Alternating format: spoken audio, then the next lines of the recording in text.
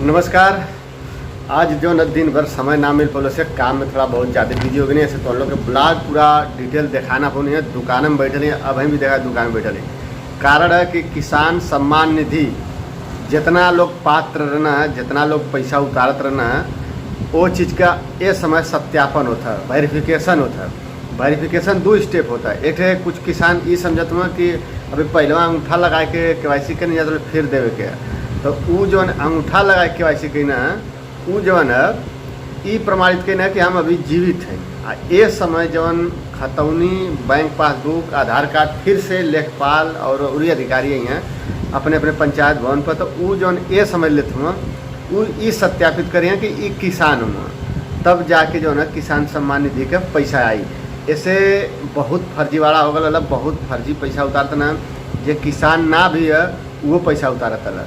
ऐसे जो है ना कुछ गांव के लोग, कस्टमर लोग आए के किसान लोग जो है ना खतौनी निकलवाते ना पासबुक का फोटो कापी, थोड़ा रुक के कुछ आवेदन करल फार्म, ऐसे दिन भर समय ना मिल पालो, ऐसे दिन में बैठल नहीं, ऐसे तो लोग ब्लॉग पूरा दिखाना पड़ी है।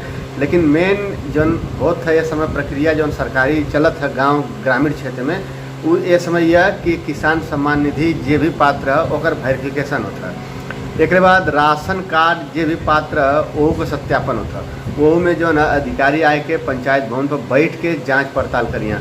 अब जो ना अधिकारी में कितना कमी है, कितना सही है, कितना ईमानदारी पूर्वक एक काम के सफल अंजाम तक पहुँचावें, अब उन लोगों के ऊपर है।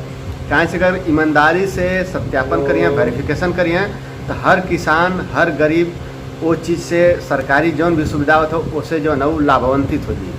आज थोड़ा भी अगर ईमानदारी से ना काम करिए, थोड़ा भी बेईमानियों में करिए लेन देन में, तब गरीब एक असहाय जीवन सरकारी सुविधा का लाभ ले वाला किसान में वो चीज़ से वो वंचित हो जाइए। तो हमारी उम्मीद है कि जे भी काम करत है, जे भी अधिकारी मन किसान सम्मान निधि के सत्यापन करत है, ईमानदारी पूर्वक करे और हर गरीब का सरकारी सुविधा जौन भी है वो पहुँचावे की कोशिश करी हर गरीब तक।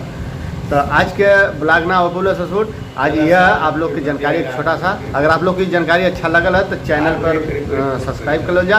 आप कमेंट में जरूर बताओ जा कि नहीं हाँ ये वीडियो हमको अच्छा लगा है। तो बस ये वीडियो में इतना, फिर हम तो हम लोग के अगले दिन बढ़िया से एक ब्लॉग के साथ मिले थे। बाय।